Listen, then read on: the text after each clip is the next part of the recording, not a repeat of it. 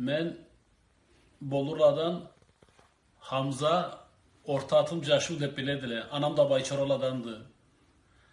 Bugün Allah hesabılayı gacı yılanımızın sebebi Amerika'da biz yaşayan şaharını, New Jersey'ni, Paterson şaharını tamadası Bayçoroladan, ana kardeşlerimden İbrahim Bayçora bolgandı. An üçünde dünyadan Barı Karaçaylılardan bizge sorula kelelle. İbrahim abi eşitkenince sana dünyanın her yerinden kaydam cuğuklarından da Barı Karaçaylılardan kim bolganını öğrenirgizleydiler. Atın ne yedi? Men atım İbrahim.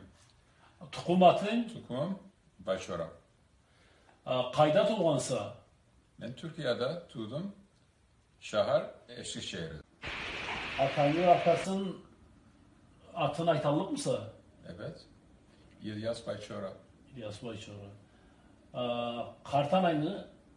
Kartanım atı Hasanat Bayçora. Hasanat Abayhan. Hasanat Abayhan.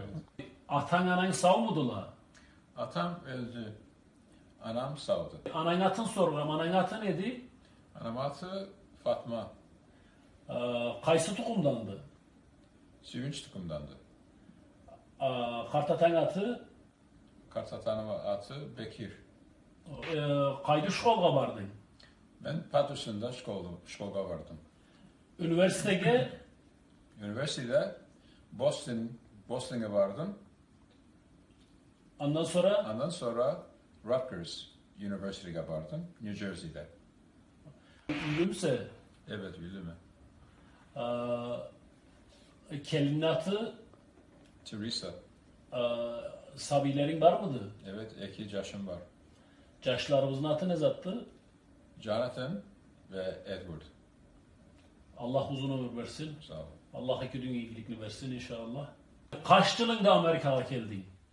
Ben Amerika'ya bir yılımda geldim. Ne polis mi oldun? Tüzlükünü sügenim için polis oldum. Polis bolganlı. Kaç yıl bolgandı?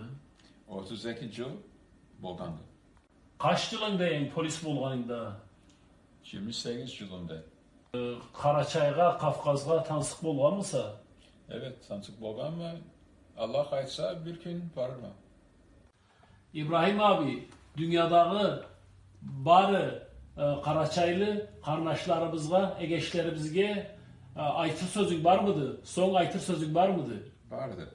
Karaçaylılığa işsiz salam yiyeme. Allah salamını uzak etsin. Allah dünyadağı barı Karaçaylılara da sana da iki dünya ilgilikini versin.